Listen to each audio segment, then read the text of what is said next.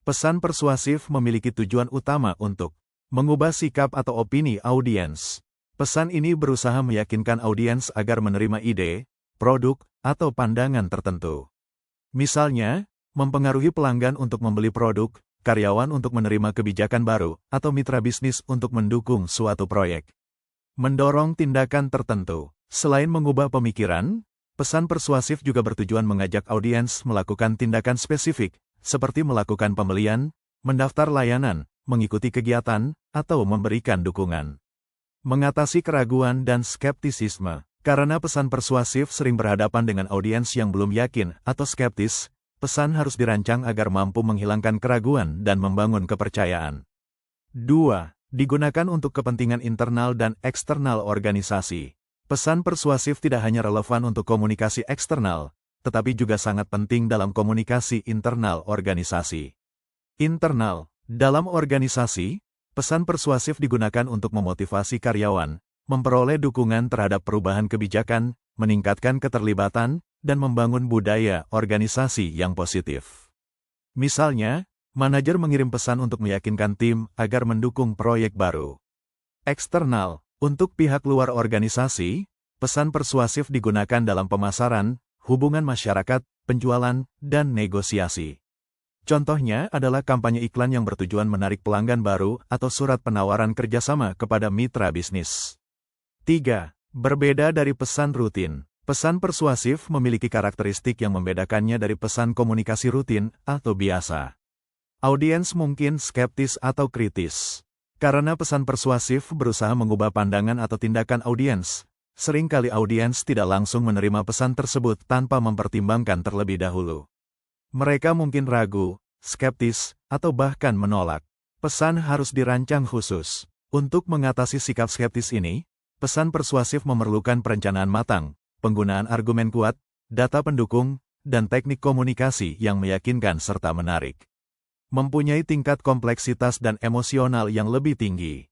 Pesan persuasif biasanya melibatkan unsur logika, emosi, dan kredibilitas untuk membujuk audiens secara efektif, bukan sekadar menyampaikan informasi biasa. Perencanaan pesan persuasif. Perencanaan pesan persuasif adalah tahap awal yang sangat penting dalam proses komunikasi persuasif.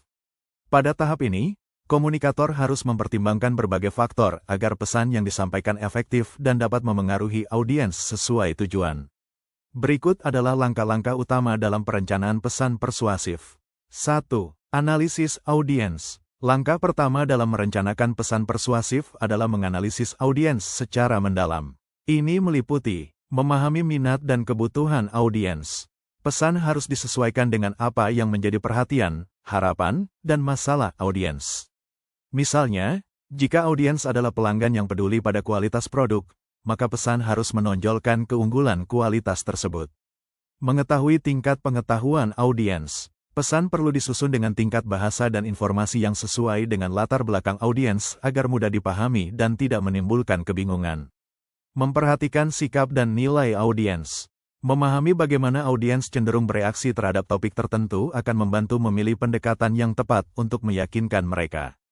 2. Pertimbangan budaya. Dalam komunikasi persuasif, khususnya ketika berhadapan dengan audiens yang beragam secara budaya, penting untuk menghormati perbedaan nilai dan norma budaya. Nilai, tradisi, dan norma yang berbeda dapat mempengaruhi bagaimana pesan diterima dan diinterpretasikan.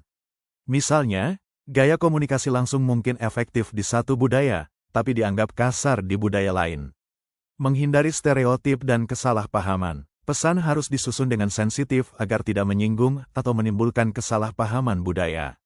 Mengadaptasi gaya komunikasi, termasuk dalam bahasa, simbol, dan contoh yang digunakan agar sesuai dengan budaya audiens, sehingga pesan terasa relevan dan diterima dengan baik.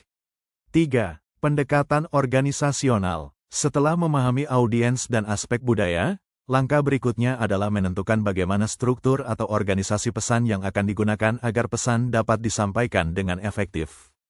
Memilih struktur penyampaian yang logis dan mudah diikuti.